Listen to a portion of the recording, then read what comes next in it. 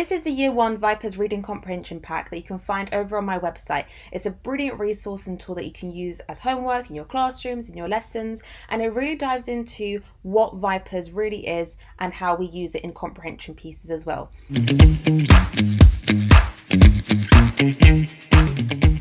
Where we start off with the V for VIPERS, which stands for vocabulary. In this question it says, in the story the dog wagged its tail. What does wagged mean?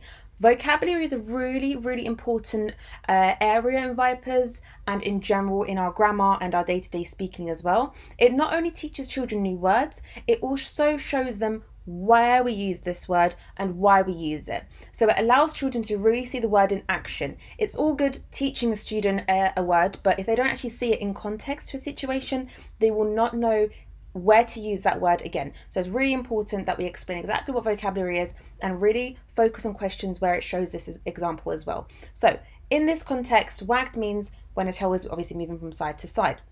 We then go into the I part, which is the inference part. This is reading between the lines. Reading between the lines is, in other words, allowing your student to act like a detective, to find the clues in the text and then draft an answer according to that. So in this case, how do you think Sam and Mia felt while playing in the park? Sam and Mia felt happy because they were laughing. So it allows the student to not just say they were happy because they're in a park or they were happy full stop. It gets them to think and find that answer within the lines to show and indicate emotion, action, maybe some thoughts, and so on. Prediction. This is something where students tend to struggle with, although it seems quite straightforward. Most students do actually struggle with this because they have to make it appropriate to the question as well. So in this case, what do you think Sam and Mia might do when they get home? In this case, the student said they might eat 2 ice creams. Very reasonable answer, very appropriate answer. So it's about allowing the student to make an educated guess or prediction, I should say, in relation to the question and the storyline as well.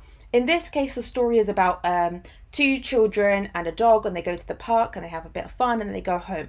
If a student is making a prediction by saying, I don't know, they go home and they fly off to space, that's not obviously reasonable. It's not an educated guess. So in this case, you might have to structure the question or the answer in an appropriate tone so students can really nail that answer. Explanation is an area where students do tend to pick this up quite quickly. You just explain the answer. Why did Mia run across the grass?